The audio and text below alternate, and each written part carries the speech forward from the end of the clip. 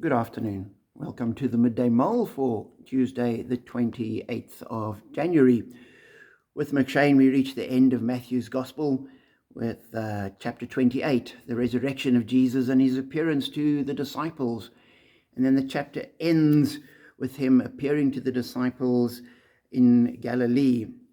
And we're told, then Jesus came to them and said, all authority in heaven and on earth has been given to me. Therefore, go and make disciples of all nations, baptizing them in the name of the Father and of the Son and of the Holy Spirit, and teaching them to obey everything I have commanded you. And surely I am with you always to the very end of the age. A fairly well-known passage, the Great Commission to go and make disciples. And at various points in the church's history, we've ignored it. And at other points, it's come alive and we've actually embraced it and gone out. And we've seen, if you look back at church history, periods where there's great missionary endeavor as people went out with the good news and was able to establish the church around the world. It's not over. And I think we're all called to embrace this. Now, for some of us, that might mean that we're called to go off to a foreign country as to share the good news.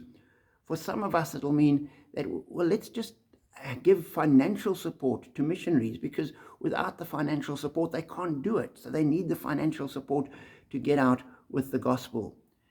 But that doesn't let us off the hook. We're all called to live out the good news, to share the gospel. And it might not be that we'll go to Indonesia, but it could be that we're going to go to the bowling club. Every one of us has friends and family members that need to hear the gospel. And the commission is that we must take the gospel to them. And that two things. The one is we shouldn't be aggressive about it.